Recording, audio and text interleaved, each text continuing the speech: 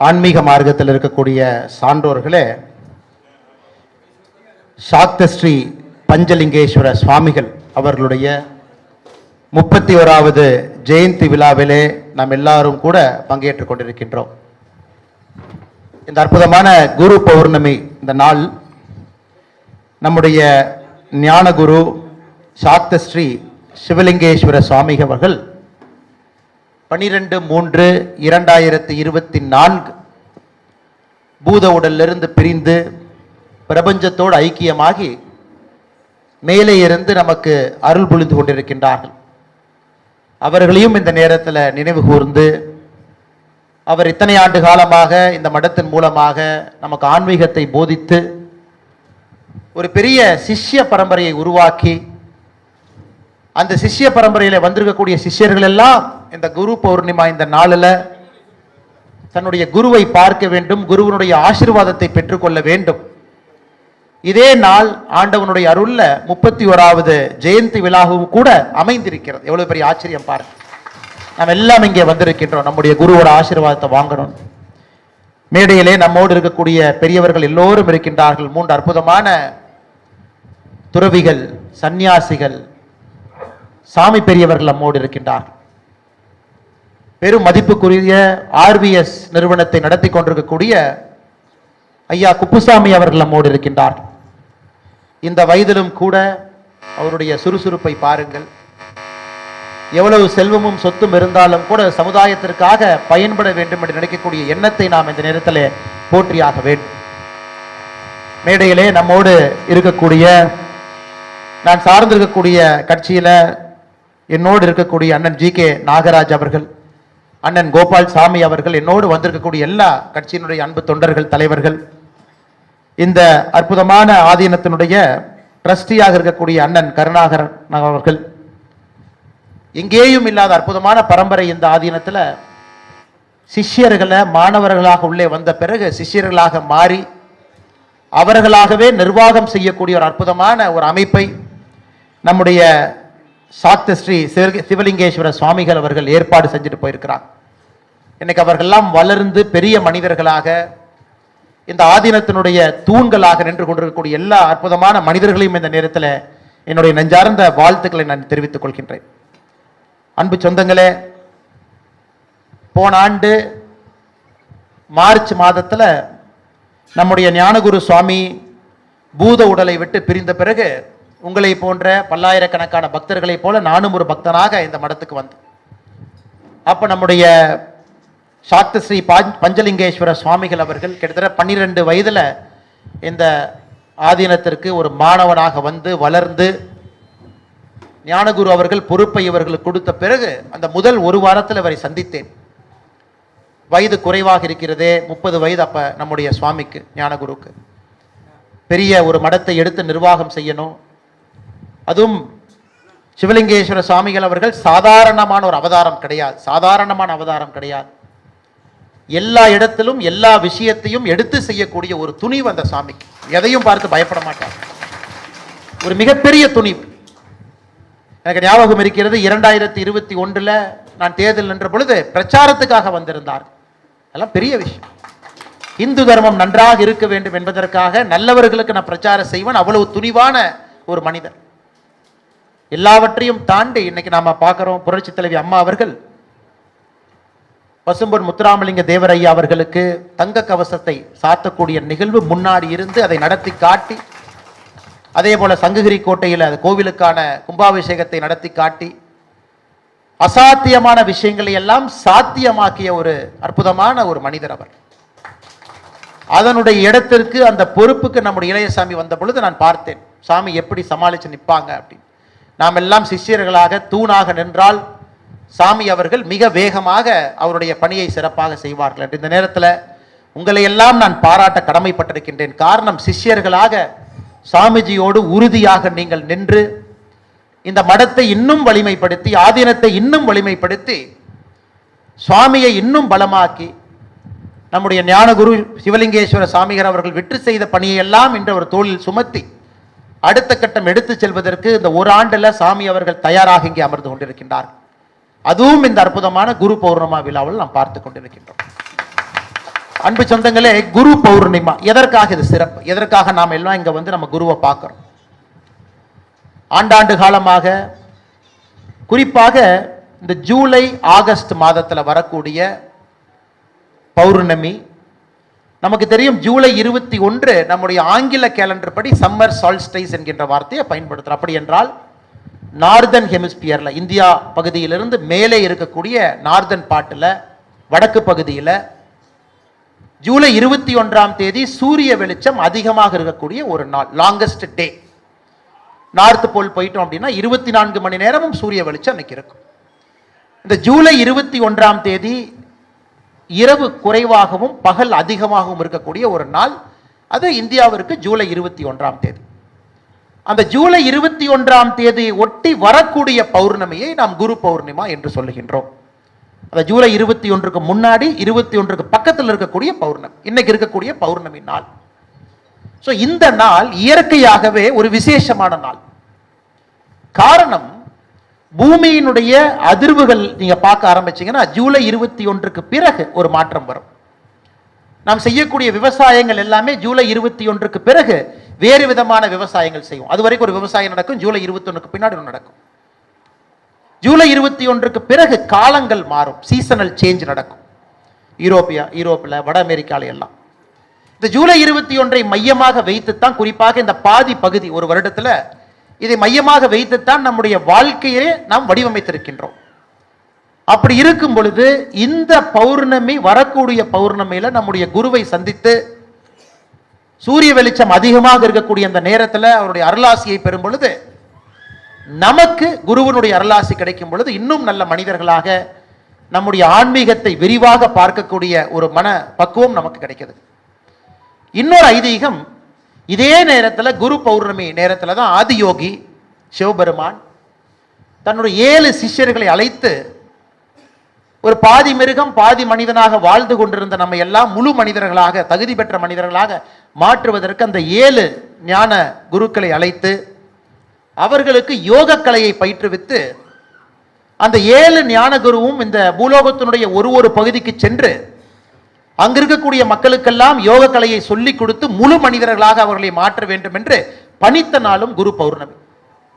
அதன்படிதான் இந்த 7 ரிஷிகள்ல ஒருவராக இருக்கக்கூடிய அகஸ்திய முனிவர் ஆதியோகியமிருந்து கற்றுக்கொண்ட யோக கலையை எடுத்துக்கொண்டு இங்கே வந்து நம்முடைய தென்பகுதிக்கு வந்து அகஸ்திய மாமுனிகள் வந்த பிறகு இங்கே ஆன்மீகம் தலைந்ததாக ஒரு ஐதீகம். அதுவும் குரு பௌர்ணமி.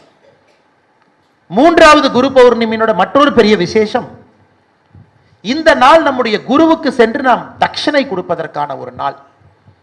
ஒரு குருவாக இருக்கட்டும், ஒரு மடமாக இருக்கட்டும், எதாக இருந்தாலும் கூட அது நடத்துவதற்கு பொருள் வேண்டும். பொருள் என்பது, ஒரு சன்னியாசி குருவாக இருப்பவர்கள் ஒரு பொருளை அவர்களாக ஈட்டக்கூடாது. ஒரு பொருளை ஈட்டக்கூடிய ஒரு தொழில் இருக்கக்கூடாது. முற்றிலும் துறந்த மனிதர்களாக மடங்களும் சன்னியாசிகளும் ஆன்மீகவாதிகளும் இருக்கின்ற காரணத்தினால குரு பௌர்ணமி விழாவில் நம்முடைய மடத்திற்கு நம்முடைய குருவை சந்தித்து நம்மால் இயன்ற பொருள் உதவியை அந்த மடத்திற்கு, ஆன்மீக குருக்கு நம்ம செய்யணும். நாம் அப்படி செய்யும் பொழுது அந்த மடத்தை நடத்துவதற்கு, அந்த ஆன்மீக குருக்கள் மனதில் வைத்திருக்கக்கூடிய வேலையெல்லாம் செய்து முடிப்பதற்கு சிஷ்யர்களாக நாம் நம்முடைய உழைப்பையும் நம்முடைய செல்வத்தையும் ஒரு குருவுக்கு கொடுக்கக்கூடிய நாளும் குரு பௌர்ணமி. இவ்வளவு சிறப்பு இந்த நாளுக்கு இருக்கு. ஆனால் இன்னைக்கு நாம் எல்லோரும் சிஷ்யர்களாக இங்க வந்திருக்கின்றோம். இந்த அற்புதமான நாள் 31வது ஜெயந்தி விழாவும் கூட நம்முடைய சாக்த ஸ்ரீ பஞ்சலிங்கேஸ்வர சாமிகள் அவர்களுக்கு அமைந்திருக்கிறது. ஆண்டவனுடைய பிராப்தம் பாருங்க. எங்கேயும் இல்லாத இது அதிசயம் இங்கே நம்முடைய காமாட்சிபுரம் ஆதீனத்தில் இருக்கிறது. எங்கேயும் பார்த்தீங்கன்னா ஒரே இடத்துல 51 சக்தி பீடத்தினுடைய சுவாமிகளை பார்க்க முடியாது. நமக்கு தெரியும், சுதந்திரத்துக்கு பிறகு அகண்ட பாரதம் தனித்தனியாக பிளவுபட்டு இன்னைக்கு 51 சக்தி பீடங்களும் எல்லா பகுதியில் இருக்கு. நேபாளில், டிபெட்டில், பங்களாதேஷில், பாகிஸ்தானில், ஸ்ரீலங்கால், அதெல்லாம் ஒரே இடத்துல பார்ப்பதற்கான ஒரு வாய்ப்பு. அதுவும் நம்முடைய சாக்த ஸ்ரீ சிவலிங்கேஸ்வர சுவாமிகள் அவர்கள் 25 நாடுகளுக்கு பயணம் செய்து, இன்னைக்கு நம்ம நாகரீக உலகத்தில் 10ஆம் வகுப்புன்னு பயன்படுத்துகிறோம். 10வது தான் படித்தார். ஆனால் தன்னுடைய குரு அருளால், இறை அருளால் 10க்கும் மேற்பட்ட மொழிகளை புலமையாக பேசக்கூடியவர். இந்த பகுதியில், கொங்கு பகுதியை தாண்டி எல்லா பகுதியிலும் கோமாஜா பூஜை நடத்த வேண்டும் என்றால் நம் எல்லோரும் முதல்ல போய் எந்த சாமியை கூப்பிடலாம்னா காமாட்சிபுரம் ஆதீனம் சாமியை, சிவலிங்கேஸ்வரையா சாமிகளை கூப்பிடணும் என்று சொல்லும் அளவுக்கு நம்முடைய கிராமப்புற பகுதியெல்லாம் நுழைந்திருக்கக்கூடிய அற்புதமான ஒரு சுவாமி. இன்னைக்கு அவர் நம்மோடு இல்லை என்கின்ற கவலை ஆழ்ந்திருந்தாலும் கூட, எங்கே இருந்தாலும் அவருடைய அருளாசி நமக்கு கிடைக்கும். இந்த குரு பௌர்ணமி நாளில் தன்னுடைய பக்தர்களை காமாட்சிபுரம் ஆதீனத்தில் இங்க இருக்கக்கூடிய பெரியவர்களுக்கு எப்பொழுதும் அருளாசி வழங்குவாங்க. 54 ஆண்டுகள் 10 மாதம் 22 நாள், இதான் அவருடைய வாழ்ந்த சரித்திரங்க. ஆனா தான் பூத உடலை விடுவதற்கு 7 ஆண்டுகளுக்கு முன்பே தனக்கென்கின்ற இடத்தை தேர்வு பண்ணி வச்சுட்டாங்க. சாமி சொன்னாங்க, அதை போட்டோவா வேற, இதான் என்னுடைய இடம் என்று. காரணம், இன்னைக்கு நிறைய பேர் நம்முடைய சமுதாயத்தில் ஜீவ சமாதியினுடைய மகிமையை நாம் முழுவதுமாக உணர்ந்து கொள்ளாமல் இருக்கின்றோம். ஜீவ சமாதி என்ன, ஜீவ சமாதிக்கு இருக்கக்கூடிய பவர் என்ன? எனக்கு ஜீவ சமாதிகள் இருக்கக்கூடிய இடத்துல எல்லாம் இருக்கக்கூடிய வைப்ரேஷன், ஒரு 10 நிமிஷம் அங்கே போய் உட்கார்ந்துட்டு வந்தோம்னா அங்கே இருக்கக்கூடிய வைப்ரேஷன் பார்த்தீங்கன்னா நம்மளை ஏதோ ஒன்று செய்யும். கடைசியாக பேசுவதற்கு முன்பது குரு பௌர்ணமியா என்கின்ற காரணத்தினால எனக்கு தெரிந்த இந்த விஷயத்தையும் உங்களுடைய பாதத்திலே சமர்ப்பிக்க வேண்டும் என்பதற்காக இதையும் நான் சொல்லுகின்றேன். ஒரு மனிதனுக்கும் ஆமைக்கும் வித்தியாசத்தை பாருங்க. டார்டாய்ஸ், இன்னைக்கு உலகத்தில் ஆமைகள் 350 ஆண்டுகள் உயிரோடு இருக்கக்கூடிய ஆமைகள் இருக்கு.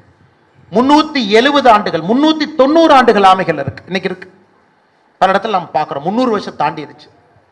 அப்படி இருக்கும் பொழுது எப்படி ஒரு ஆமை 300 ஆண்டுகளை தாண்டி வாழ்ந்து கொண்டிருக்கிறது? ஆனா ஒரு மனிதன் நாம 80 வயசு 70 வயசுக்கே கஷ்டப்படுறோம். 80 வயது இருந்தாலும் கூட நன்றாக இருக்கின்றோமா என்று கேட்டீங்களா? நிறைய பேர் நல்லா இல்லை. வயது வந்துருச்சு, ஆனா உடம்பு ஒத்துழைக்க மாட்டேது. அப்படி என்றால் மூச்சுக்கும் உயிருக்கும் நம்முடைய எத்தனை ஆண்டு காலம் வாழ்கின்றோம் என்பதற்கும் ஒரு நேரடி சம்பந்தத்தை நம்மளால பார்க்க முடியுது. எந்த ஜீவராசிகள் வேகமாக மூச்சு விடுகிறதோ அந்த ஜீவராசிகளுடைய ஆயுசு ரொம்ப குறைவு. நாய் எடுத்துங்க உதாரணத்திற்கு, வேகமா மூச்சு விடும், ஆயுசு 13 வயசு. சரிங்களா? ஆத்துல கடல்ல இருக்கக்கூடிய முதலை எடுத்துங்க, இன்னும் கொஞ்சம் ஸ்லோவா மூச்சு விடும், அதனுடைய ஆயுசு கொஞ்சம் பெருசு. மிக மிக மிக மிக குறைவாக மூச்சு விடுகின்ற ஆமை ஆயுசு ரொம்ப அதிகம். அப்படி என்றால் இந்த மூச்சை எந்த மனிதன் கட்டுப்படுத்த கற்றுக்கொள்ளுகின்றானோ, இந்த பிராணத்தினுடைய ரகசியத்தை யார் உணர்ந்து கொள்ளுகின்றார்களோ அவர்களுக்கு ஆயுசு அதிகம் என்பதை மிக தெளிவாக ஜீவராசிகளை பார்க்கும் பொழுது நமக்கு தெரியும். இன்னைக்கு நம்முடைய ஞான குருக்கள் தான் எந்த தேதியில இந்த பூத உடலை விட்டு செல்லுகின்றோம் என்பதை முடிவு செய்து நம்முடைய சிவலிங்கேஸ்வர சுவாமிகளை போல நான் 55 ஆண்டுகளை இங்கிலீஷ் கேலண்டர் ஆண்டை எட்ட மாட்டேன் என்று சொல்லி அவர் மண்ணுக்குள்ள போன பிறகு அவருடைய இடத்தை தேர்வு செய்து நாம் அதை ஜீவ சமாதி என்று சொல்கின்றோம். அங்கே அது போன்ற மனிதர்கள் நம்மோடு இருப்பதற்கான மூச்சு மிக மிக மிக மிக மிக மிக குறைவாக மட்டும் தேவைப்படுகிறது. பூக்கள், நாம் செய்யக்கூடிய பூஜைகள், மணியின் மூலமாக வரக்கூடிய ஓசைகள், தீபாராதனை மூலமாக வரக்கூடிய வெப்பம், இது அனைத்தும் ஜீவசமாதியில் இருக்கக்கூடிய மனிதர்களுக்கு தேவையான சக்தியை, எனர்ஜியை வெளியிருந்து நாம கொடுக்கிறோம். அப்ப ஜீவசமாதியில் இருக்கக்கூடிய சுவாமிகள் நீங்களும் நானும் ஒரு 1000 முறை 2000 முறை மூச்சு விடுறத அவர்கள் ஒரு முறை மூச்சு விட்டால் போதும், இந்த சக்தி வெளியிருந்து கிடைக்கும். அதனாலதான் நாம் பூத உடலை விட்டு பிரிந்திருக்கின்றார்கள் என்று மட்டும்தான் சொல்லுகின்றோம். ஆன்மா நம்மோடு இன்னும் பலமாக, இன்னும் வீரியமாக, இன்னும் பிரகாசமாக ஆன்மா ஜீவசமாதியாக அங்க இருக்குதுங்க ஐயா. காரணம், அவர்களுக்கு மூச்சு உங்களுக்கும் எனக்கும் தேவைப்படுகின்ற மூச்சு அவங்களுக்கு தேவைப்படாது. அதனாலதான் மந்திராலயாக்கு போறோம். 600 ஆண்டுகளுக்கு முன்பு ஜீவசமாதியான சாமியை பார்க்கறதுக்காக கிருஷ்ணா நதி பக்கத்தில் இருக்கக்கூடிய மந்திராலயாக்கு போய் ராகவேந்திர சுவாமிகளை தொட்டு வணங்கிவிட்டு வருகின்றோம். காரணம், 600 ஆண்டுகள் ஆகியிருந்தாலும் ஜீவசமாதியில் இருக்கின்ற காரணத்தினால் அவர் உயிரோடு இருக்கின்றார்கள், அந்த ஆன்மா இருக்கிறது, ஜீவ சமாதியா இருக்கிறாங்க, நமக்கு அந்த வைப்ரேஷன் வருது. இதை நாம் புரிந்து கொண்டு குறிப்பாக எங்கேயெல்லாம் நம்முடைய பெரியவர்கள் இருக்கின்றார்களோ அங்கேயெல்லாம் நம்முடைய முறையான பூஜைகள், நம்முடைய வழிபாடுகள், நாம் செலுத்தக்கூடிய பக்தி, எவ்வளவுக்கு நம்ம பக்தி செலுத்துறோமோ அந்த அளவுக்கு அது இன்னும் உயிர்ப்பாக, இன்னும் சக்தியாக அந்த பகுதி இருக்கும். அதனால் இந்த குரு பூர்ணிமா நாள்ல நம்முடைய பெரியோர்கள், தாய்மார்கள், பக்தர்கள் எல்லாம் சிவலிங்கேஸ்வர சுவாமிகளுடைய ஜீவ சமாதிக்கு இன்னும் அதிகமாக நீங்க போய் முறையாக செய்யக்கூடிய பூஜைகளை மணியின் மூலமாக, ஓசையின் மூலமாக, ஒளியின் மூலமாக, நீங்க வைக்கக்கூடிய பூவினுடைய வாசத்தின் மூலமாக அந்த சக்தியை நீங்க உள்ள கொடுக்கணும். சாமியினுடைய ஆசீர்வாதம் எப்பொழுதும் நமக்கு தொடர்ந்து கொண்டிருக்கும். இளைய சாமிகள் ஞானகுரு பஞ்சலிங்கேஸ்வர சுவாமிகள் சாக்தஸ்ரீ அவர்கள் இன்னைக்கு ஒரு மிகப்பெரிய ஒரு ஆன்மீக மனிதராக வருவதற்கான எல்லா சாத்தியக்கூறுகளையும் காட்ட ஆரம்பிச்சிட்டாங்க.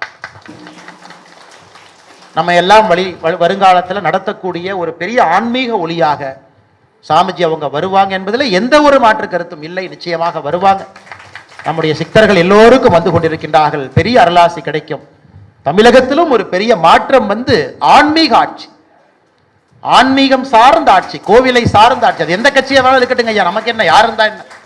ஆன்மீகத்தை சார்ந்து கோவிலுக்கு மரியாதை கொடுத்து ஞான குருக்களுக்கு குருமார்கள். நீங்க நம்ம பாருங்க, நாம் சொல்லுவோம் நம்முடைய காலத்தில் ஒரு சன்னியாசி முற்றிலும் துறந்து விட்டு இந்த ஆடையை ஒரு சன்னியாசி அணிந்திருக்கிறாருன்னா ராஜாவாக இருந்தாலும் சன்னியாசிக்கு முன்னாடி தரையில தான் உட்காரணும். அது இயற்கையினுடைய நியதி. நம்முடைய இந்த பாரத மண்ணினுடைய அது ஒரு ரகசியம். அது ராஜாவாக இருந்தாலும், என்னைக்கு இந்த நாட்டில் ராஜாவாக இருந்தாலும், அது முதலமைச்சராக இருந்தாலும், யாராக இருந்தாலும், ஒரு சன்னியாசியாக இருக்கும் பொழுது பாதத்திலே உட்கார ஆரம்பிக்கின்றார்களோ அன்னைக்கு உண்மையான ஆன்மீக ஆட்சி வந்துவிட்டது என்பதற்கான அறிகோள். நிச்சயமாக அது நடக்கும் என்கின்ற நம்பிக்கையோடு இங்கே வந்திருக்கக்கூடிய எல்லா பெரியவர்களுக்கு மற்றும் ஒரு முறை என்னுடைய சிரம் தாழ்ந்த வணக்கங்களை தெரிவித்து, சாக்தஸ்ரீ பஞ்சலிங்கேஸ்வர சுவாமிகள் அவருடைய 31வது ஜெயந்தி விழா இந்த குரு பௌர்ணிமால உங்களோடு சேர்ந்து பக்தனாக இங்கே வந்து அவருடைய ஆசீர்வாதத்தை பெற்றுக்கொண்டு நல்ல ஒரு தமிழகத்தை, நல்ல ஒரு பாரதத்தை, சனாதன தர்மத்தை காப்பதற்கு உங்களோடு சேர்ந்து நானும் உறுதி பூண்டு இங்கிருந்து செல்லுகின்றேன் என்று சொல்லி வாய்ப்பு கொடுத்த எல்லா நல்ல உள்ளங்களுக்கும் என்னுடைய நெஞ்சார்ந்த நன்றிகளை, வணக்கங்களை தெரிவித்துக் கொள்கின்றேன். நன்றி, வணக்கம்.